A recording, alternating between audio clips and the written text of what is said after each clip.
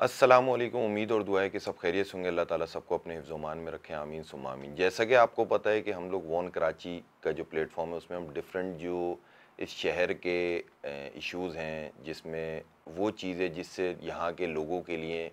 बेहतरी हो सके, उनके लिए अच्छाई हो सके, हम उसको कोशिश करते हैं कि हाईलाइट करें। आज जो चीज़ है जिसको हम हाईलाइट करना चाहते हैं या जिसको हम थोड़ा सा डिस्कस भी कर लेंगे,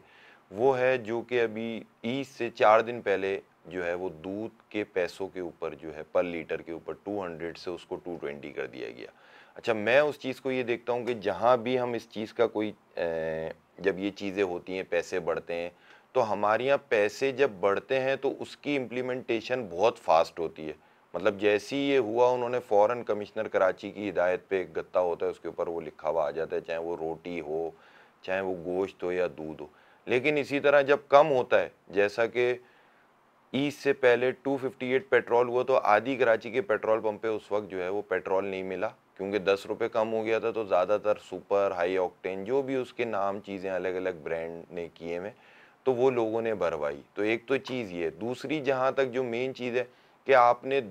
1 लीटर के ऊपर 20 रुपये बढ़ा दिए। इट्स मीन आपने 10% जो है वो पर लीटर बढ़ा दिया है, ठीक है। और ये जो प्राइस है ये कोई मामूली नहीं है, क्योंकि अगर आप देखें या आपको अगर अंदाज़ा है तो दूध जो है वो हर घर की एक बेसिक नीड है, और उसके बगैर जो है वो 24 घंटे की जो एक साइकिल है, चाहे वो घर में हो, बाहर हो, ऑफिस हो, किसी भी जगह हो, नहीं चल सकती है। तो हम ये चीज़ पूछते हैं कि जब आपने आज से 1.5 साल पहले तक भी अगर हम चले जाएं, तो आप ही की गवर्नमेंट है, जो अभी गवर्नमेंट कर रहे हैं वही लास्ट उस गवर्नमेंट में भी थे। अब वो कौन सी गवर्नमेंट थी, वो कैसी गवर्नमेंट थी, ये एक अलग डिबेट है। तो उस दौरान ये होता था कि जब किसी चीज़ के पैसे बढ़ते थे, लाइक अगर डॉलर बढ़ रहा है तो, और अगर पेट्रोल बढ़ रहा है तो ये 15 दिन की साइकिल भी नहीं होती थी और पैसे उसी हिसाब से बढ़ जाते थे। और उसकी जस्टिफिकेशन देने के लिए कोई छोटे लेवल पे नहीं, वज़ीरों के लेवल पे आते थे और वो हमें ये समझाते थे कि यार इस वजह से पैसे बढ़ रहे हैं क्योंकि ऑयल प्राइसेस बढ़ रही हैं, इस वजह से पैसे बढ़ रहे हैं क्योंकि डॉलर प्राइस बढ़ रही है। तो भाई वही वज़ीर और वही साइंसदान या जो वो इतने जो है वो इस लेवल के अकाउंट्स के और फाइनेंशियल्स के जो बंदे थे, फाइनेंस के जो बंदे थे, तो जब वो ये चीज़ बताते थे तो हम उनसे ये सवाल करते हैं कि भाई वो जो 300 का बढ़ाया था आपने, पेट्रोल 300 पे लेके गए थे, वो जो डॉलर को आपने, तो भाई अब वो जो दोबारा रिवर्स हुए तो वो प्राइस भी तो नीचे आएंगे, क्योंकि जब आपने प्राइस बढ़ाए थे तो ये कह के बढ़ाए थे